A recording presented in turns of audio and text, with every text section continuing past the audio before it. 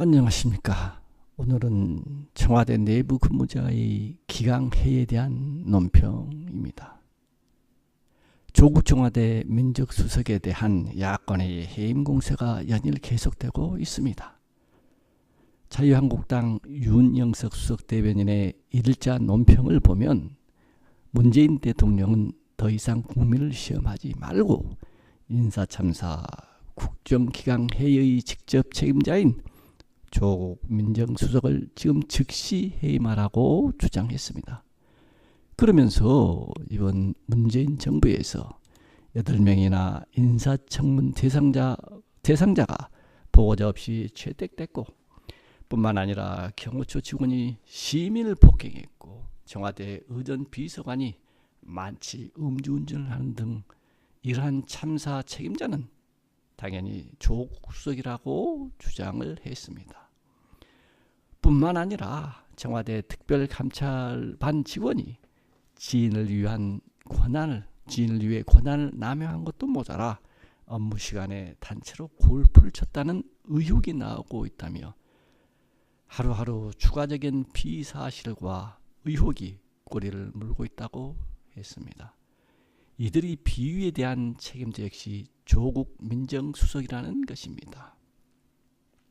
그리고 집권 2년차라고 믿기 힘든 국정기강회의에 대한 최소한의 사과, 최소한의 책임자 문책도 없이 지나가겠다는 건 야당 무시, 입법부 능멸을 넘어서 국민에 대한 도전이라며 시간 끌면 호미로 막을 것을 가래로도 못 막을 상황이 닥칠 것이라고 비판했습니다. 바른미래당 이종철 대변인은 특감반 전원을 교체할 게 아니라 조국 민정수석이 책임지고 당장 사임하라. 그게 대통령을 위해 마땅하다고 주장합니다. 특감반 전원 조치라는 특단의 조치로 시선과 책임을 피하려는 것인지 답답하다며 최소한 민정수석이 대통령에게 사임을 밝히고 대통령의 뜻을 구하는 게 도리가 아니냐고 밝혔습니다. 이 사건은 처음에 특감반원 직원 한 명이 지인이 경찰 수사 상황을 알아보다가 적발이 됐습니다. 그러다가 비직원이 한 명이 아니다. 그러더니 나중에는 직원들이 단체로 골프를 쳤다. 이 얘기까지 나온 것이라고 알려져 있습니다. 김모 수사관이 비조사를 받는 과정에서 잘못한 것이 없다는 점을 강조하다가 알려진 내용입니다. 누구와 골프를 쳤는지 어떻게 쳤는지 이러한 것에 대한 진술도 상세했던 것으로 전해집니다.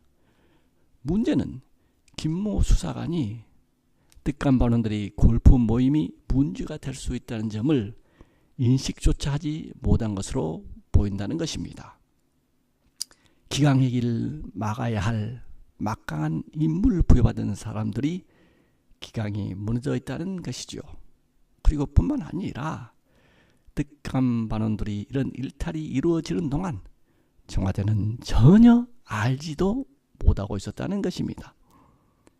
이러한 점들은 청와대 내부 감찰 체계에 엄청난 문제가 있다는 뜻입니다. 그리고 사적으로 지인의 수사 상황을 알아보려 한 것 역시 별 문제가 되지 않는다고 생각했을 가능성도 있습니다. 처음 김모 수사관이 경찰을 찾아간 목적은 자신이 범죄 첩보를 입수한 사건을 알아보려 찾아갔던 것으로 알려집니다. 그렇게 자신의 실적을 확인하고 동시에 지인이 연루된 사건의 현황도 같이 알아보려고 했다는 것입니다. 이러한 행동이 해서는 안 될 일이고 또는 문제가 되는 일이 아니라고 안일하게 생각했던 것이 아닌가 하고 생각합니다.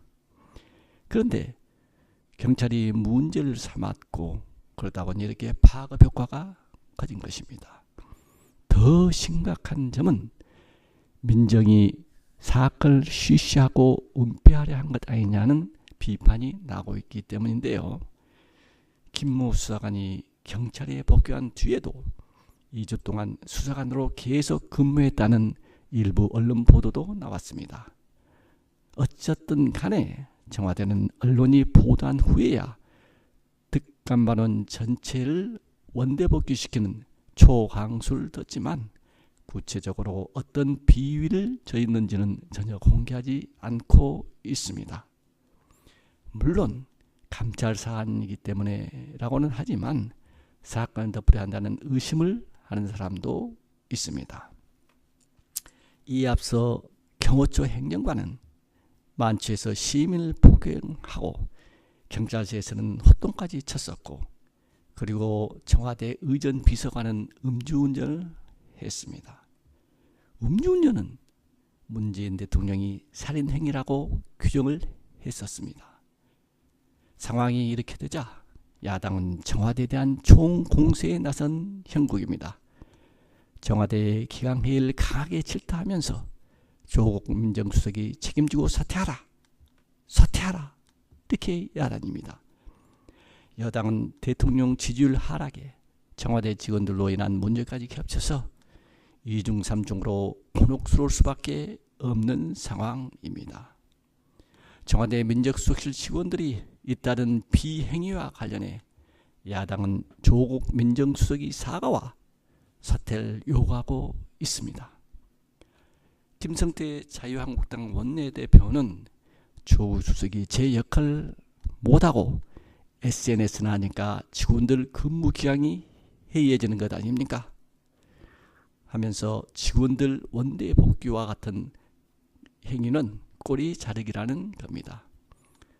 손학규 바른미래당 대표는 전반적으로 공직기강이 허물어지고